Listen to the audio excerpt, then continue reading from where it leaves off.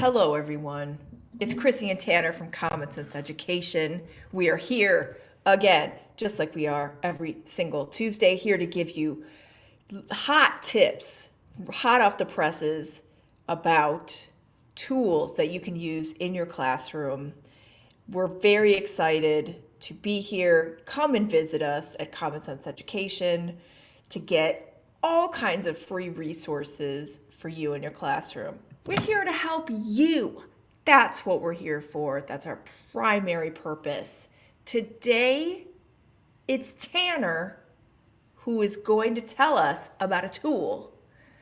Very excited to hear about this, Tanner. Please tell me, what is it? It is Milo's Money out of the UK.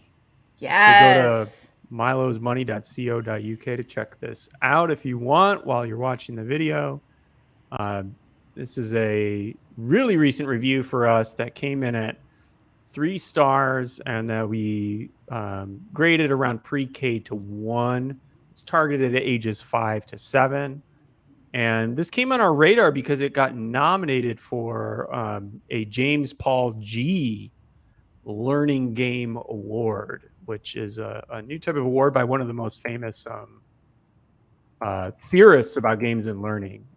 There's an award named after that person now, and this Milo's Money got nominated, so we definitely had to check it out, and we were really pleased with it. It is a great little free package for teachers of little kids looking to kind of onboard them into financial well-being and literacy. And as you can see in our one-liner, it is a combo of a storybook and a game, as well as some supplemental resources, all hosted on this site here, milosmoney.co.uk. You can see up here, you can have access to the storybook right here. There is a digital version of the storybook. Teachers who register for free on the site can get a hard copy of the book sent to your classroom, but it is available right here for you to browse.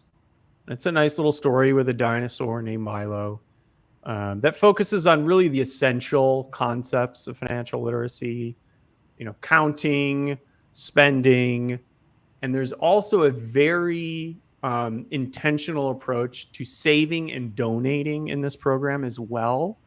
It is, as we've discovered, a product of an organization called Lifesavers in the UK, which does have it has a religious component to it. It's based out of a church.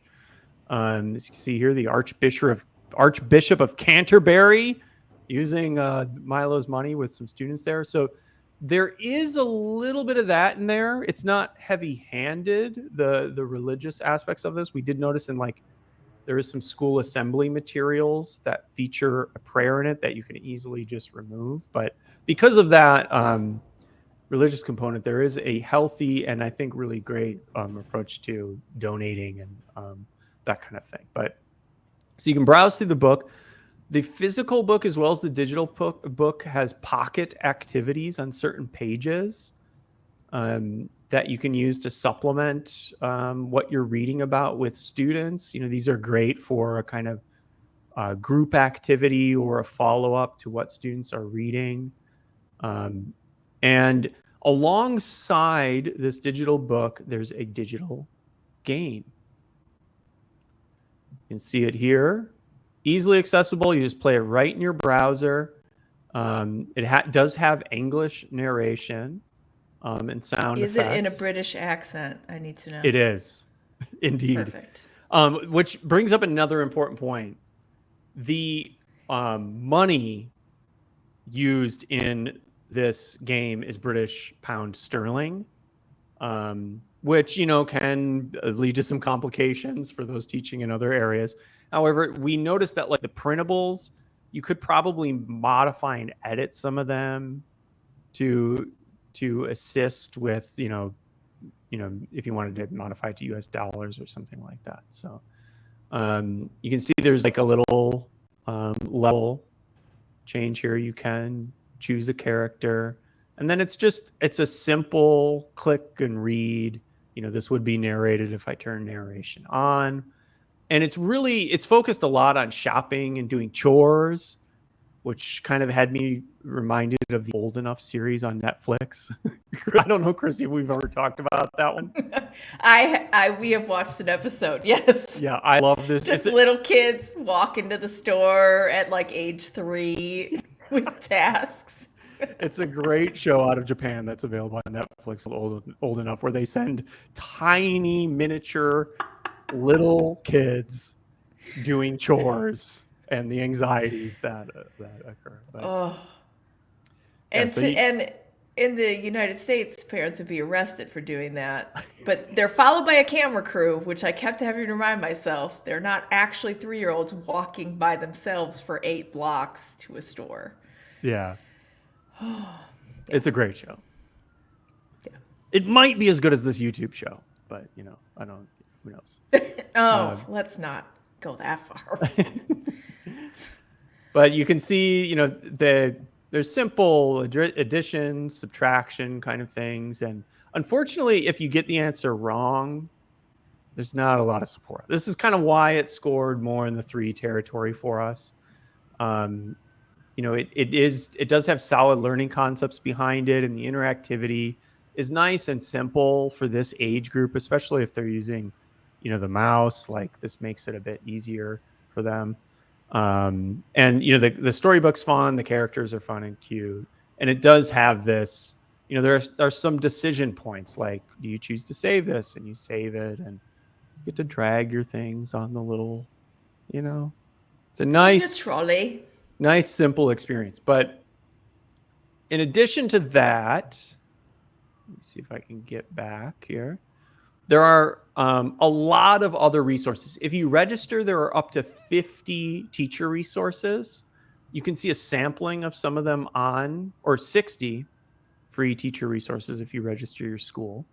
And you can see a sample here. There are a ton of downloadable worksheets that you can use to extend learning. There's also this assembly that's basically kind of a storytelling assembly with a discussion component and a prayer, if you want to use that or not. And worksheets here, and there are some like kid-friendly, kind of fun coloring activities or just word searches and mazes and those kinds of things. I did notice one of the activities, this make your own game, I couldn't download it. The link doesn't seem active, but I was kind of intrigued by that one.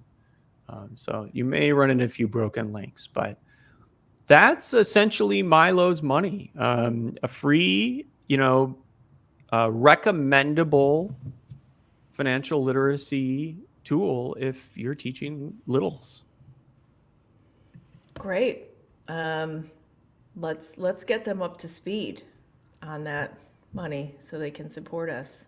Yes, we can send them on chores. Like, also, I'm noticing here at the end that you are in light and I am in shadow. So, your turn. Oh wait, what were you gonna say? As the evil broadcaster this time. Yeah. I will say, and I guess I should say it in a British accent, please come and visit us at Common Sense Education every Tuesday. Thank you for joining us. Now find the end bumper. Find the end bumper, find it, and show it. Yes. And hide the banner. Thanks for joining us. Please like and subscribe.